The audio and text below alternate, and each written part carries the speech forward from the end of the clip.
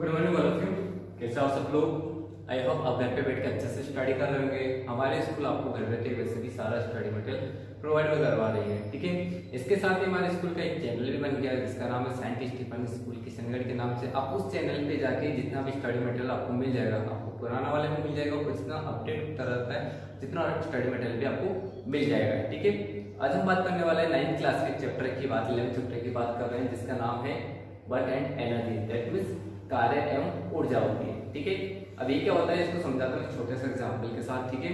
जितने भी living organism होती है, जितनी भी स्पीसीज होती है, जितनी भी प्रजातियां होती है, ठीक है, उनको क्या होता है कि भोजन की सबसे ज्यादा आवश्यकता होती है, खाने की सबसे ज्यादा, फूड की सबसे ज्यादा नीड होती है, ठीक है। लेकिन इसके साथ ही उनको बहुत सारी एक्टिविटी भी करनी पड़ती है जिंदा रहने के लिए। जैसे बहुत सारे जानवरों से बचाव करना होता है, अपने घर की छत होती है, ठीक है, तो उनको बहुत सारी क्या एक्टिविटीज करनी होती है। तो ये जितनी भी एक्टिविटीज होती है इनको बोला जाता है लाइफ प्रोसेस बोला जाता है, ठीक है। इसको हिंदी बोला जाता है जीव प्रक्रम बोला जाता है, ठीक है। अब ये जितनी भी एक्टिविटीज होती है इनको करने के लिए भोजन की भी आवश्यकता होती है, ठीक है। अब क्या होती है जितनी एक्टिविटीज होती है इनको करने के लिए क्या होता है हमें एनर्जी की नीड होती है, ठीक है। अब एनर्जी कहाँ से लिखे हैं, ठीक है, तो इन सब वर्क को करने के लिए एनर्जी नीड होती है, लेकिन ऊर्जा की आवश्यकता होती है। लेकिन ऊर्जा की आवश्यकता पूर्ति कहाँ से कर रहे हैं, ठीक है। तो ऊर्जा की जो पूर्ति होती है, ठीक है, जो फुलफिल होती है एनर्जी की बॉडी के अंदर, वो होती है फूड के थ्रू होती है। भोजन के द्वारा ऊर्जा की आवश्यकताएं पूर्ति होती है, ठीक है। अब जैव प्रक्रम के अंदर या फिर लाइफ प्रोसेस के अंदर कौन कौन सी एक्टिविटीज आती है, जैसे कि खेल छोड़ना हो जाता है, खेलना कूदना घूमना, अपने आप को बचाव करना, भागना दौड़ना बोलना, इन सब चीज एक्टिविटी के अंदर क्या होती है एनर्जी वेस्ट होती है, एनर्जी का उपयोग होता है, ठीक है। तो क्या होता है एनर्जी का उपयोग होता जाता है तो हमारा शरीर वर्क करता जाता है, ठीक है। इसलिए वापस को क्या होता है ऊर्जा की आवश्यकता होती है, तो हमें क्या होता है कंटिन्यू भोजन की आवश्यकता होती रहती है, ठीक है। लेकिन इन सब की भोजन की आवश्यकताएं होती रहती है, तो इन चीजों में दो चीजें देखना, ठीक है। शरीर की आवश्यकताओं को पूर्ति करने के लिए दो प्रोसेस एक साथ चल रहे हैं, ठीक है। एक तो ये हो रहा है कि हम ऊर्जा ले रहे हैं, ठीक है। ऊर्जा लेने के बाद उसी ऊर्जा को यूज करते हुए वर्क के अंदर, कोई भी काम करने के अंदर, यानी कि पहले हमारे पास भोजन से ऊर्जा आ रही है, उस ऊर्जा को हम दूसरे कामों में लगा रहे हैं, ठीक है। यानी कि दो प्रोसेस सेम टाइम पे आपके साथ चल रहे हैं, एक तो है ऊर्जा आ रही है और दूसरा वर्क। इसी के बेस पे हम चैप्टर का नाम रखा है वर्क एंड एनर्जी, ठीक है। अभी क्या होता है बहुत सारी चीजें होती है, ठीक है। जैसे कि हम बात कर सकते हैं हम जो एनर्जी सोर्सेज भोजन से लेते हैं या फूड से लेते हैं, ये भी दूसरे सोर्सेज पे हो सकता है, डिपेंड करती हो। जैसे कि सन होता है, सन भी ठीक है सोर्सेज है, सबसे बड़ा सोर्सेज अर्थ का यही है, सन ही सबसे बड़ा एनर्जी का, ऊर्जा का सबसे बड़ा स्रोत है। इसके बेस पे दूसरे स्रोत बनते हैं जिसपे हम क्या होता है डिपेंड होके चलते रहते हैं, ठीक है। अब देखो हमें इतना तो पता चल गया कि चैप्टर का नाम क्या है। अब बात करते हैं वर्क के लिए कि कार्य क्या होता है, वर्क क्या होता है, ठीक है। हम बोलचाल की जो भाषा होती है, नॉर्मली हम किसी से बात करते हैं उसके लिए जो हम काम बोलते हैं, वर्क के लिए बात करते हैं, वो वर्क अलग टर्मिनोलॉजी होती है। लेकिन साइंस की टर्मिनोलॉजी, हम बोलचाल की भाषा में जो टर्मिनोलॉजी होती है ये दोनों से अलग अलग होती है। हम नॉर्मल जो भी काम करते हैं उसको हम नॉर्मली कार्य बोलते हैं, काम बोलते हैं। लेकिन जो साइंस की टर्मिनोलॉजी होती है, विज्ञान की जो शब्दावली है, उसके अंदर कार्य की अलग तरीके से परिभाषा होती है, ठीक है। वो अलग तरीके की परिभाषा क्या उसको समझाने का एक अलग तरीका है, ठीक है। तो मैं ये आपको कॉन्सेप्ट ले चुका हूँ उसको समझाने के लिए, ठीक है। तो पहला कॉन्सेप्ट आता है कि not much work in the spite of working hard, कठोर काम करने के बावजूद कुछ अधिक कार्य नहीं। यानी कि देखो इसमें दो एक साथ समझाता हूँ, ठीक है। छोटा सा एग्जांपल देता हूँ, ठीक है। सपोज करना एक लड़का होता है, ठीक है, वो एक लड़का होता है अपनी स्टडी करता है, स्टडी करने के लिए वो नेट भी यूज करता है, अपना वर्क करता है, अपनी क्लासेस को अटेंड करता है, ट्यूशन अटेंड करता है, वो अपने फ्रेंड्स के साथ डिस्कस करता है, बैठ के वर्क कर रहा है, ठीक है। तो हम उसको ये बोलते हैं कि वो बड़ी अपने आप की सक्सेस को या अपने एग्जाम को क्लियर करने के लिए बहुत हार्ड वर्क कर रहा है, बहुत मेहनत कर रहा है, ठीक है, बहुत कठिन श्रम कर रहा है, ठीक है, यानी बहुत काम कर रहा है। हमारी बोलचाल की भाषा में इसको कठिन श्रम बोला जाता है, कठोर कार्य बोला जाता है, ठीक है। लेकिन अगर मैं इसको विज्ञान के अकॉर्डिंग परिभाषित करने के अकॉर्डिंग बोलूँ, तो कार्य की परिभाषा के अकॉर्डिंग मानूं, तो इसमें कुछ भी ज्यादा कार्य नहीं किया गया है। यानी कि बोलचाल की भाषा में तो ये पता चल रहा है कि बहुत ज्यादा कठिन कठोर श्रम करना पड़ रहा है, बहुत कठोर कार्य करना पड़ रहा है। लेकिन साइंस की टर्मिनोलॉजी, विज्ञान की शब्दावली के अंदर ये पता चल रहा है कि कोई कार्य नहीं हो रहा है, ठीक है। एक और आपको एग्जाम्पल देता हूँ। सपोज करना एक लड़का एक चट्टान को धक्का दे रहा है, ठीक है। वो चट्टान को धक्का देने के बाद वो चट्टान जो होती है, जो पत्थर होता है, वो आगे की तरफ मूव नहीं करता है, वो हिलता भी नहीं है बिल्कुल भी, ठीक है। लेकिन जो आदमी उसको धक्का दे रहा है वो धक्के से चूर हो जाता है, ठीक है। इसका मतलब ये हो गया कि उस आदमी ने धक्का दिया, उस आदमी ने बहुत सारा काम किया, वो थक चुका है। कार्य करते हैं तभी थकते हैं, ठीक है। थक गया है, लेकिन इसको बोलचाल की भाषा में बोला जाता है कि उसने वो सारा श्रम किया है, वो सारा कार्य किया है, ठीक है, वो सारा वर्क किया है। लेकिन साइंस की अगर शब्दावली की बात करूँ, साइंस के अंदर अगर श्रम की बात करूँ, वर्क की बात करूँ, तो उसमें कुछ भी वर्क नहीं किया है, ठीक है। एक और एग्जांपल दे देता हूँ, अगर आप कोई भी चीज को अपने सर पे लेके खड़े रहते हो, कंटिन्यू लेके खड़े रहते हो, काफी देर तक खड़े रहते हो, ठीक है, खड़े खड़े आपको वो ज्यादा भारी लगती है, उसके बाद आपको थकान होने लग जाती है, थक जाते हो, ठीक है। थक जाने के आपको ये लगता है कि यार मैंने बहुत ज्यादा काम किया, मैं इसको उठा के रख रखा काफी देर से, तो काफी ज्यादा कार्य किया मैंने, काफी जो बहुत क्या वर्क किया, ठीक है। लेकिन अगर मैं साइंस के अकॉर्डिंग देखूँ तो आपने कुछ भी वर्क नहीं किया, ठीक है। तो ये दो टर्मिनोलॉजी एक चल रही है, जिसमें बोलचाल की भाषा में हमें ये लग रहा है कि हम बहुत ज्यादा कार्य कर रहे हैं, बहुत ज्यादा वर्क कर रहे हैं, लेकिन अगर मैं साइंस की टर्मिनोलॉजी बात करूँ तो उसमें कुछ ज्यादा वर्क नहीं हो रहा है। तो ये ऐसे कैसे होता है, इसको हम आगे समझने का प्रयत्न करते हैं, ठीक है, आगे ट्राई करते हैं कैसे होता है। इसका सेकंड टॉपिक होता है, वो है scientific concept of work, conceptions of work, यानी कि कार्य की वैज्ञानिक संरचना, ठीक है। यानी कि अब ये बता रहे हैं साइंटिफिक फॉर्म के अंदर वर्क होता क्या है, ये एक्सप्लेन करने जा रहे हैं, ठीक है। अब इसको मैं एक सपोज करता हूँ, ठीक है। अगर सपोज करो कि कोई टेबल होती है, ठीक है, इस टेबल को मैं धक्का लगा रहा हूँ, ठीक है। जैसे उसको धक्का लगाता हूँ, धक्का लगाने के बाद वो जो जिस वस्तु को मैं धक्का लगा रहा हूँ या ऑब्जेक्ट को धक्का लगा रहा हूँ, वो उस जगह से हिलते हुए आगे चली जाती है, खिसकते हुए आगे चली जाती है। इसका मतलब क्या हो गया, मैंने कोई ना कोई कार्य किया है। आई बात समझ में? वो कार्य नहीं होता है कि जैसे मैं खुद से चल रहा हूँ, खुद से कहीं दूर जा रहा हूँ, या गाना गुनगुना रहा हूँ, या पढ़ रहा हूँ, स्टडी कर रहा हूँ, या मूवी देख रहा हूँ, या लैपटॉप चला रहा हूँ, मोबाइल चला हूँ, ये सब कार्य नहीं होते। ये बोलचाल की भाषा में कार्य हो सकते हैं, लेकिन साइंस की टर्मिनोलॉजी में कार्य नहीं होते हैं, ठीक है। साइंस की टर्मिनोलॉजी में कार्य क्या होते हैं कि आप अगर कोई भी वर्क करते हो, ठीक है, वर्क करते हो जिसमें आपको बल लगाने की जरूरत पड़ती है, और आप कार्य करने के बल लगाने के बाद वस्तु का अगर विस्थापन होता है, यानी कि डिस्प्लेसमेंट होता है, तो उसको कार्य समझा जाता है, ठीक है। कहने का मतलब ये हो गया कि अगर आपको किसी भी चीज के ऊपर फोर्स लगा रहे हो, बल लगा रहे हो, बल लगाने के बाद अगर वो वस्तु वर्क करती है, चलती है, मोशन में आती है, जिसका कुछ डिस्प्लेसमेंट होता है, तो वर्क के अंदर काउंट हो जाता है, ठीक है। यानी कहने का मतलब ये कार्य को करने की सबसे बड़ी दो टर्मिनोलॉजी सब में हो रही है, दो चीजें सबके अंदर हो रही है, एक सब में बल लग रहा है और दूसरी चीज उसका विस्थापन होना जरूरी होता है, तो इसको क्या किया जाता है, कार्य में काउंट किया जाता है, ठीक है। वो कार्य नहीं हो सकता, जैसे कि मैंने अभी थोड़ी देर पहले एग्जांपल दिया था एक चट्टान वाला, उस चट्टान को मैं धक्का दे रहा हूँ, लेकिन वो चट्टान नहीं खिसकती अपनी जगह से, तो वो कार्य नहीं हो सकता, क्योंकि उसमें मैं बल तो लगा रहा हूँ, लेकिन उसका विस्थापन नहीं हो रहा, तो ये कार्य नहीं हो सकता, ठीक है। लेकिन अगर दूसरी तरफ में वापस किसी दूसरी अलमारी को होती है, ठीक है, अगर उसमें मैं बल लगाता हूँ, बल लगाने के बाद अलमारी अपनी जगह से क्या करती है, आगे की तरफ खिसक जाती है, यानी कि उस पॉइंट से खिसक के वो आगे चली जाती है, यानी कि वो विस्थापित हो चुकी है, डिस्प्लेसमेंट हो चुका उसका, तो उसका मतलब क्या हो रहा है, उसके अंदर कार्य किया जा रहा है, ठीक है। यानी कि मैं आपको दोनों टर्म में समझा चुका हूँ। हम जो नॉर्मली गुनगुनाते हैं, बातें करते हैं, टीवी देखते हैं, ये सब बोलचाल की भाषा में कार्य हो सकते हैं, लेकिन अगर मैं साइंटिफिक देखूँ तो ये कार्य नहीं होते हैं। कार्य करने के लिए आपके पास दो चीजें होना सबसे ज्यादा आवश्यक होता है, एक तो ये कि आप जिस चीज पर कार्य कर रहे हो उस पर बल लगाना जरूरी होता है, और दूसरा उसका विस्थापन होना जरूरी होता है, ठीक है। दूसरे शब्दों में बोलूँ तो अगर मैं कोई भी बाल्टी उठा के एक जगह खड़ा हो रहा हूँ, तो ये मेरा विस्थापन, ये मेरा कार्य नहीं हो रहा है, क्योंकि इसके अंदर विस्थापन नहीं हो रहा था, मैं बल जरूर लगा रहा हूँ, लेकिन इसका विस्थापन नहीं हो रहा। लेकिन अगर मैं बाल्टी को उठा के आगे की तरफ कहीं मूव कर देता हूँ, तो क्या हो रहा है, कार्य हो रहा है, क्योंकि मैं बल भी लगा रहा हूँ और साथ में इसको विस्थापित भी कर रहा हूँ अपनी जगह से। आई बात समझ में कि कार्य क्या होता है आपकी साइंटिफिक टर्मिनोलॉजी के अंदर, ओके।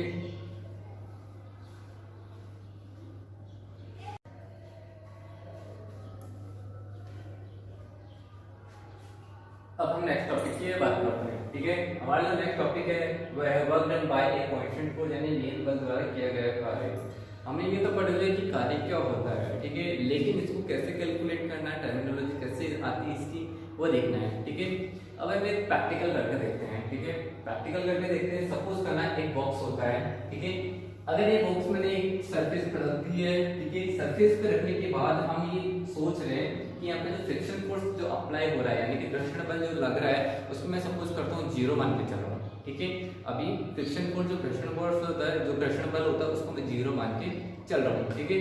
अब देखना एक कांस्टेंट फोर्स यानी कि नियत बल से मैं एक वस्तु को क्या हो रहा है, एक बॉक्स को आगे की तरफ धक्का दे रहा हूँ, फॉरवर्ड डायरेक्शन में धक्का दे रहा हूँ। धक्का देने के बाद यहाँ पे आगे रुक जाती है, यानी कि इसकी स्थिति पहले ये थी यहाँ से यहाँ तक पहुंची, यानी कि इसका विस्थापन कितना हो जाता है, F मान लेता हूँ, ठीक है।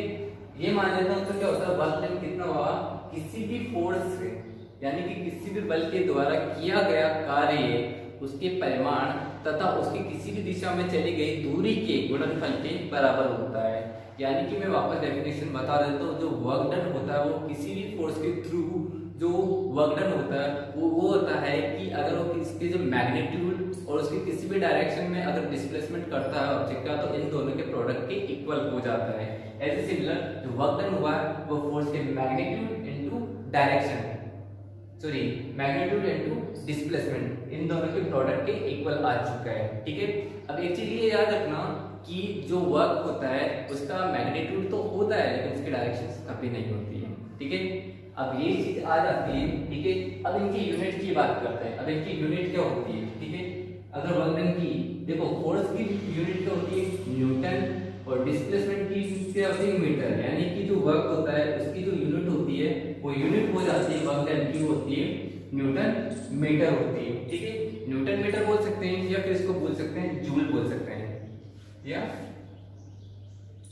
जूल बोल सकते हैं, जिसका मात्रक होता है या यूनिट होती है जे, ठीक है। अब ये कह सकते हैं, देखो अगर आपको डेफिनेशन पूछे वर्क डन की तो आप वर्क डन की तो बता सकते हो कि किसी भी जो फोर्स होता है उसका मैग्नीट्यूड और उसको जो फोर्स लगाने के बाद जिस डायरेक्शन में मूवमेंट कर रहा उसका डिस्टेंस के प्रोडक्ट के इक्वल हो जाता है, ठीक है। लेकिन अगर बात करते हैं 1 जूल की डेफिनेशन की बात करते हैं, ठीक है, तो वर्क 1 जूल की डेफिनेशन की बात करते हैं तो क्या होता है कि अगर 1 न्यूटन का बल लगाने पर कोई भी वस्तु 1 मीटर की दूरी तक विस्थापित होती है तो उसका गुणनफल क्या होता है, 1 जूल आ जाता है। दूसरे शब्दों में बोले तो क्या होता है, अगर कोई भी फोर्स अप्लाई करने के बाद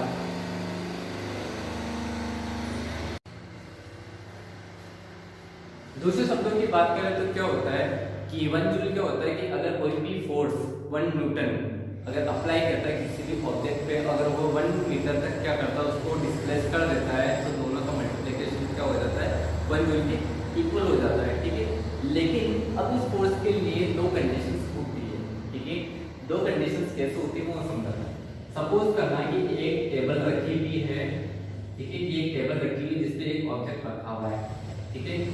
अब ये ऑब्जेक्ट रखा हुआ है, अगर मैं इसको फोर्स लगाता हूँ इस डायरेक्शन में इसको खींच रहा हूँ, ठीक है, फोर्स लगाता हूँ इस वाले डायरेक्शन में और उसका डिस्प्लेसमेंट भी इस वाले डायरेक्शन में हो रहा है, ठीक है, इस वाले डायरेक्शन में हो रहा है, यानी कि ये फोर्स भी इस डायरेक्शन में लग रहा है और इसका डिस्प्लेसमेंट इस डायरेक्शन में हो रहा है, ठीक है, ये डिस्प्लेसमेंट और इसका फोर्स, वर्क डन क्या बन जाएगा, F डॉट S, यानी कि फोर्स इनटू डिस्प्लेसमेंट यानी कि बल इनटू विस्थापन कार्य के बराबर हो चुका है, ठीक है। ये मेरी पहली कंडीशन थी। इसके अंदर जो अपना वर्क डन आ रहा है, जो कार्य आ रहा है वो यहाँ पे क्या आ रहा है, धनात्मक आ रहा है यानी कि पॉजिटिव आ रहा है, ठीक है। अब हम सेकंड कंडीशन की बात करते हैं, ठीक है। सपोज करना हम किसी स्लोप के ऊपर बात कर रहे हैं, ठीक है। सपोज करना हमारी सेकंड कंडीशन है वो क्या है, किसी स्लोप के ऊपर आ रही है। सपोज करना यहाँ एक ऑब्जेक्ट रखा हुआ है, उस ऑब्जेक्ट को हम ऊपर की डायरेक्शन में खींच रहे हैं, ठीक है, ऊपर के डायरेक्शन में इसको क्या कर रहे हैं, खींच रहे हैं। अब इसका खींचने के बाद क्या होता है, एक और फोर्स क्या होता है, इसको नीचे की तरफ लेके जा रहे हैं, यानी कि इसको फोर्स को नीचे की तरफ, मैं इसको फोर्स लगा रहा हूँ ऊपर की तरफ, इसको डिस्प्लेसमेंट करवा रहा हूँ ऊपर की तरफ, लेकिन एक फोर्स क्या होता है इसको नीचे की तरफ खींचता है, इसको वेट होता है, ठीक है। यानी कि मैं इसको खींच रहा हूँ ऊपर की तरफ हूँ, लेकिन क्या होता है इसका वेट इसको नीचे की तरफ लेके जा रहा है, फिर भी मैं इसको खींचता हुआ इसको एक इस वाली कंडीशन से भी इसको यहाँ तक ले आता हूँ। यहाँ आने के बाद ये क्या होता है, रुक जाता है, यानी के बाद क्या रुक जाता है। देखो क्या होता है इस कंडीशन के अंदर मैं फोर्स को ऊपर की तरफ लगा रहा हूँ लेकिन ये नीचे की तरफ जा रहा है, आई बात समझे, इसको ऊपर की तरफ फोर्स लगा रहा हूँ लेकिन जा नीचे की तरफ रहा है। देखो एक और कंडीशन बता देता हूँ, जैसे कि मैं बता देता हूँ, ठीक है। जैसे कि आप किसी रफ सड़क पे कोई वस्तु रख देते हो या ऑब्जेक्ट रख देते हो, ठीक है, आप इसको खींचते हो, ठीक है, लेकिन एक और फोर्स इसको ऑपोजिट डायरेक्शन में क्या होता है, रोकता है, इसको खींचने से रोकता है, इसको डिस्प्लेसमेंट होने से रोकता है, ठीक है। तो हम खींच तो इस डायरेक्शन में रहे हैं लेकिन इसको क्या होता है, पीछे की तरफ एक और फोर्स इसको पीछे बैकवर्ड की तरफ खींचता रहता है, ठीक है, सॉरी इसको 1 मान सकते हैं, लेकिन इसका डिस्प्लेसमेंट थोड़ी दूर होने के बाद रुक जाता है। उस कंडीशन में बोलो वर्क डन क्या होता है, तो वर्क डन क्या होता है, देखो माइनस का अर्थ क्यों आया, वो आया क्योंकि एक फोर्स को बैकवर्ड की तरफ खींच रहा है, आई बात समझ में? यानी इसका डिस्प्लेसमेंट तो हो रहा है लेकिन क्या हो रहा है, नेगेटिव में हो रहा है। यानी कि रिटार्डिंग फोर्स क्या होता है, इसको बैकवर्ड की तरफ उसको मूवमेंट करने से रोक देता है। तो इस कंडीशन में देखो इन दोनों को मल्टीप्लाई कर दिया जाता है, ठीक है, प्रोडक्ट होता है इसका, कर देने के बाद वर्गन में हमारे किस में चला जाता है, माइनस में चला जाता है, ठीक है। यानी कह सकता हूँ कि जो वर्कडन होता है, जो कार्य होता है, वो पॉजिटिव भी हो सकता है और नेगेटिव भी हो सकता है, डिपेंड करता है कि सिचुएशंस कैसी हो। अगर हम जिस डायरेक्शन में फोर्स लगा रहे हैं और जो हमारा डिस्प्लेसमेंट है सेम डायरेक्शन में हो रहा है, देन तब तो वर्कडन क्या हो जाता है, हमारा पॉजिटिव हो जाता है। लेकिन अगर ये होता है कि हम जो डिस्प्लेसमेंट जिस डायरेक्शन में कर रहे हैं और फोर्स उसके नेगेटिव ऑपोजिट डायरेक्शन में लग रहा है और दोनों के बीच में 180 डिग्री का एंगल होता है, उस कंडीशन में क्या होता है, हमारा जो वर्कडन होता है वो नेगेटिव चला जाता है, ठीक है। तो ये दो सिचुएशंस होती है किसी वर्कडन को कंप्लीट करने के लिए, ठीक है।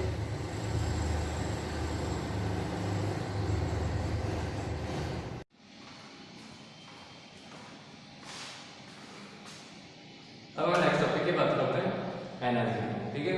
अभी थोड़ी देर पहले के बारे में पढ़ा था, वर्क के बारे में पढ़ा था, ठीक है, कि वर्क क्या होता है, साइंस की टर्मिनोलॉजी क्या होती है और हमारा नॉर्मल की लैंग्वेज के अंदर जो वर्क होते हैं वो क्या होता है, दोनों में हमने डिफरेंस करना सीख लिया था, ठीक है। अब मैंने स्टार्टिंग में बताया था कि जो लाइफ प्रोसेस होता है, जो प्रक्रम होता है, उसके अंदर क्या होता है, बहुत सारे एक्टिविटी करते हैं, ठीक है। तो बहुत सारी एक्टिविटी करते हैं तो हमें फूड की नीड होती है और फूड की नीड इसलिए होती है क्योंकि फूड से हमें एनर्जी मिलती है और एनर्जी को हम कन्वर्ट करते हैं ऐसे वर्क के अंदर करते हैं, ठीक है। हम जितनी भी ऊर्जा मिलती है, ठीक है, जो प्रकार के अंदर जो खाना खाते हैं, खाने खाने के बाद हमें जो ऊर्जा मिलती है, ऊर्जा को हम स्थानांतरण करते हैं या काम में लेते हैं किसी भी काम को करने के लिए, ठीक है। वो पहली चीज आती है वापस एनर्जी, यानी कि हमने कार्य के बारे में तो पढ़ लिया, बात करते हैं हम एनर्जी के बारे में बात करते हैं, ठीक है, ऊर्जा के बारे में बात करते हैं। ऊर्जा क्या होती है, ठीक है, ऊर्जा क्या होती है, हमने एक और आपको बेसिक एग्जांपल दे देता हूँ। पहली चीज तो ये, जैसे कि हमारे पृथ्वी पे जो सोर्सेज होते हैं ऊर्जा का, सबसे बड़ा सोर्स मैंने आपको पहले बताया था, सूर्य सबसे बड़ा स्रोत होता है।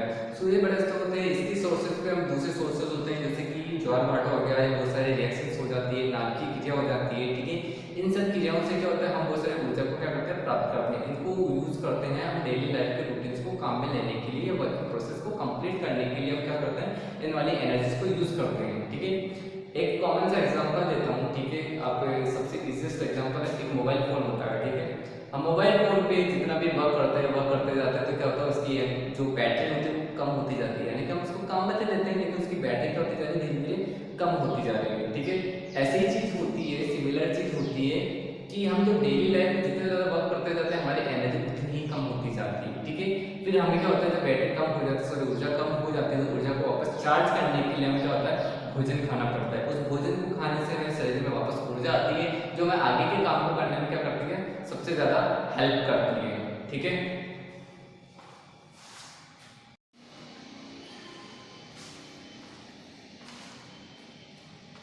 अब बात करते हैं साइंस की बात करते हैं, ठीक है। हम जो नॉर्मल से ऊर्जा की बात कर रहे हैं, साइंस में इस चीज को अलग तरीके से लिया जाता है, ठीक है। साइंस में ऊर्जा का स्रोत अलग तरीके से वर्क करता है, ठीक है। मैं आपको एक एग्जांपल देता हूँ, ठीक है। जैसे ही क्या होता है कि हम जब क्रिकेट देखते हैं तो क्रिकेट के अंदर क्या होता है, जब एक बॉल को फेंका जाता है तो फेंकने के बाद क्या होता है, बॉल को एक क्या होता है, ऊर्जा दे दी जाती है, उस ऊर्जा से वो क्या करती है, मोशन करती रहती है, उस वाली स्पीड से मोशन करती है, ठीक है। लेकिन जैसे ही वो विकेट से टकराती है, विकेट क्या होता है, उड़ के दूर चले जाते हैं, ठीक है। तो ये ऐसा क्यों होता है, कैसे काम करती है ऊर्जा, हम इसके बारे में पढ़ेंगे, ठीक है। ऊर्जा कैसे काम करती है देखना, ठीक है। सपोज करना, अगर मैं किसी भी चीज को धक्का मारा हूँ या हिट कर रहा हूँ, ठीक है, तो क्या होती है कि मेरे शरीर से जितनी भी ऊर्जा होती है, जिस चीज को मैं हिट कर रहा हूँ, मेरे शरीर से वो ऊर्जा क्या होती है, स्थानांतरण हो जाती है अगले वाले के अंदर और मेरी ऊर्जा क्या होती है, खत्म हो जाती है, ठीक है। कहने का मतलब ये, अगर मैं दो बॉल्स की बात करता हूँ, ठीक है, सपोज करना दो बॉल्स है, इस बॉल को मैं एक ऊर्जा देते हुए इसको मैं क्या करता हूँ, मूव मोशन में कर रहा हूँ, ये आगे आती है, आगे आने के बाद इस बॉल के साथ क्या करती है, हिट करती है। हिट करने के बाद सेकंड कंडीशन ये आ जाती है, हिट करने के लिए जब हिट होता है तो ये बॉल तो पीछे वाली जो एक नंबर की बॉल है वो दो नंबर की बॉल को हिट कर रही है, ठीक है। अब यहाँ पे एक नंबर की बॉल तो क्या होती है, रेस्ट कंडीशन में चल जाती है और जो सेकंड नंबर की जो बॉल होती है वो क्या करने लग जाती है, मोशन करने लग जाती है। यानी कहने का मतलब क्या होता है कि ऊर्जा को क्या करता है, हम स्थानांतरण कर देते हैं, हम ट्रांसफर कर देते हैं, यानी कि एक फॉर्म से हम दूसरी फॉर्म के अंदर ट्रांसफर कर देते हैं, ठीक है।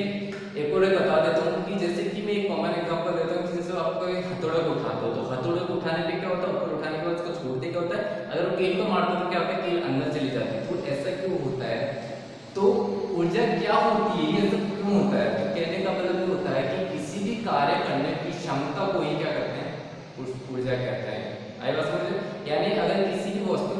कार्य करने की क्षमता आ जाती है, यानी कि अगर उसमें वर्क करने की एबिलिटी आ जाती है तो हम कह सकते हैं उसमें एनर्जी है। ठीक है, देखो पहले वाले के अंदर जो वर्क कर रही थी, ये मोशन कर रही थी, ये क्या कर रही थी, वर्क कर रही थी, इसके अंदर एनर्जी जैसे ही इसको हिट किया, हिट करते इसने अपनी एनर्जी ट्रांसफर करके अगले वाले बोल्स को दे दी।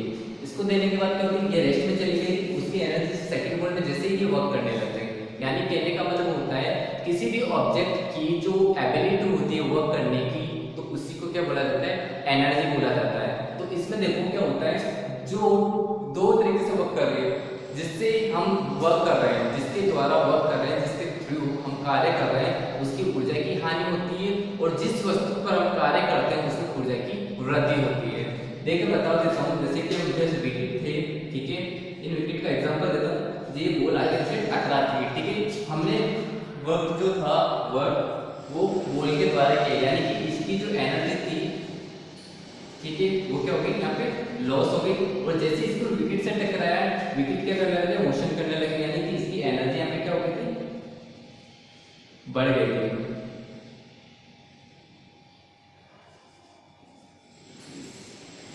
आई बात समझ में? यानी कहने का मतलब ये, अगर दो ऑब्जेक्ट आपस में वर्क कर रहे हैं तो जिस ऑब्जेक्ट के द्वारा या जिस ऑब्जेक्ट के थ्रू वर्क करा जा रहा है उसकी एनर्जी कम हो जाती है, लॉस होता है, और जिस ऑब्जेक्ट के ऊपर वर्क किया जाता है उसकी एनर्जी क्या हो जाती है, क्रिएट हो जाती है या फिर बढ़ जाती है, इंक्रीज हो जाती है। ठीक है, ये सिंपल सा एनर्जी का कॉन्सेप्ट होता है जो आपको समझ में आ चुका है। ठीक है, हम अलग अलग तरीके से एनर्जी का वो यूज करते हैं। ठीक है, अब बात करते हैं यूनिट की, बात करते हैं तो एनर्जी की जो यूनिट होती है वो भी वही होती है जो वर्क की यूनिट होती है, यानी कि जो एनर्जी की यूनिट होती है वो भी क्या होती है, जूल होती है। ठीक है, ये भी इसकी यूनिट होती है, दोनों की सिमिलर यूनिट्स होती है। ठीक है, हम कभी कभी क्या करते हैं, जूल को जो वर्क होता है, जो एनर्जी होती है, उसकी यूनिट को किलो जूल में भी ले लेते हैं। ठीक है, ये एक छोटा सा साथी है जो हमें न्यूमेरिकल्स में देखने को मिलेगा। ठीक है, अब इसके सेकंड पॉइंट की बात करते हैं, अगले वाले जहाँ पे लिखा हुआ फॉर्म्स ऑफ एनर्जी। ठीक है, यानी कि ऊर्जा के प्रकार, कितने प्रकार के, किस किस रूप में ऊर्जा पाई जाती है। ठीक है, हमारे जो आसपास के, अगर मैं देखता हूँ पर्यावरण को देखता हूँ या फिर एनवायरनमेंट को देखता हूँ, तो हम देखता हूँ कि बहुत सारे एनर्जी सोर्सेस होते हैं। ठीक है, जैसे सन सबसे बड़ा एनर्जी सोर्स है। ठीक है, बाकी सोर्सेस पे डिपेंड होते हैं। बाय नेचुरली हमें बहुत सारी चीज़ों से एनर्जी मिलती है, बाय नेचुरल हमें फूड मिलता है। ठीक है, जो हम खाते हैं उससे हमें एनर्जी मिलती है, सनलाइट से भी मिलती है। ठीक है, बहुत सारी रिएक्शंस होती है। ठीक है, न्यूक्लियर रिएक्शंस होती है, उनके थ्रू भी हमें एनर्जी मिलती रहती है। ठीक है, यानी कि मैं कह सकता हूँ कि एनर्जी के बहुत सारे सोर्सेस होते हैं, मैग्नेटिक एनर्जीज होती है। ठीक है, ये सब एनर्जीज के फॉर्म्स होते हैं। ठीक है, लेकिन आगे की बात करता हूँ, अगर इस चैप्टर की बात करता हूँ तो हम इस चैप्टर के अंदर दो ही एनर्जीज के बारे में सबसे ज्यादा फोकस करेंगे। ठीक है, उन एनर्जीज का नाम है काइनेटिक एनर्जी, जिसको हम हिंदी में बोलते हैं गतिज ऊर्जा, और दूसरी है पोटेंशियल एनर्जी, दैट मींस स्थितिज ऊर्जा। समझ गई? अब एक चीज सिंपल सा कॉन्सेप्ट बता देता हूँ, जितनी भी ऊर्जा होती है वो इन दोनों की एडिशन से हमेशा इक्वली होती है, यानी कि हम जितना भी कार्य कर रहे हैं उसके अंदर स्थितिज ऊर्जा और गतिज ऊर्जा दोनों हमेशा साथ ही होती है। इन दोनों का एडिशन, इन दोनों का कुल, इनका नेट जो ऊर्जा होती है वही कुल ऊर्जा की बराबर होती है। हम आगे वाला टॉपिक डिस्कस करेंगे।